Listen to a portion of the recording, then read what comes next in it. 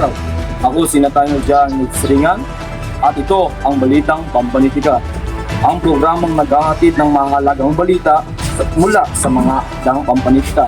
Sa ating paunahing balita ngayong araw, ating tatalakayin ng mga pangyayari sa Kabanata 11 at 12 ng Il Filibusterismo na nagpapakita ng kalagayan ng edukasyon noong panahon ng mga Kastila.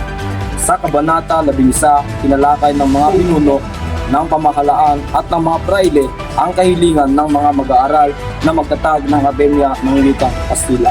Samantala sa Kabanata 12, nasaksihan natin ang mga paghihirap at pagkadismaya ni Placido Penitente, isang estudyanteng nawawalan ng pag-asa dahil sa hindi makatarungang sistema ng edukasyon.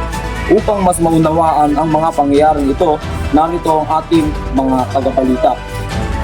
Para sa unang ulat, dumako tayo sa Los Baños kung saan dinanap ang pagpupulong ng mga opisyal. Narito si Ronaldin Medina, balita mo. Magandang araw, ako si Ronaldin Medina, nag-uulat mula sa Los Baños.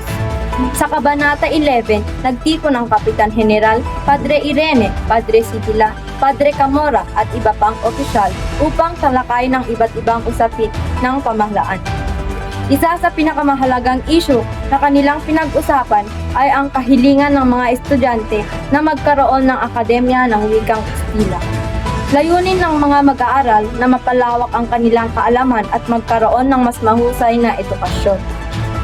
Ngunit sa halip na seryosohin ang kanilang mungkahi, nagkaroon ng pagtatalo ang mga opisyal.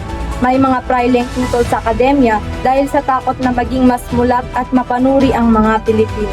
Bagamat may ilang sumuporta sa kahilingan ng mga estudyante, naging mabagal ang pagdedesisyon at hindi agad nabigyan ng malinaw na tugon ang kanilang petisyon.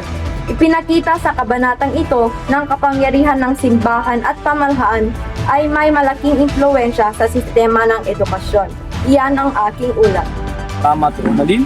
Samantala, alamin naman natin ang naging karanasan ng isang mag-aaral sa ilalim ng ganitong sistema. Narito ang ating kalawang reporter, Giselle Dagdag. Isang araw, ako si Giselle Dagdag. Kasama natin ngayon si Placido Penitente, isang mag-aaral mula sa El Filibusterismo. Isang araw, Placido, maaari mo bang ibahagi ang iyong mga naging karanasan? Ako ay isang estudyanteng nagmula sa Batangas at nag-aaral sa Universidad ng Santo Tomas. Sa Kabanata 12, dumating ako sa paaralang mabigat ang aking kalooban. Matagal ko ang naranasan ng hindi makatarungang pagtrato ng ilang guro. Madalas akong pagalitan at mapahiya kahit wala naman akong ginagawang masama. Pakiramdam ko ay hindi mahalaga ang opinyon ng mga estudyante. Sa halip na hikayatin kaming matuto, mas nangingimabaw ang takot at higpit na disiplina.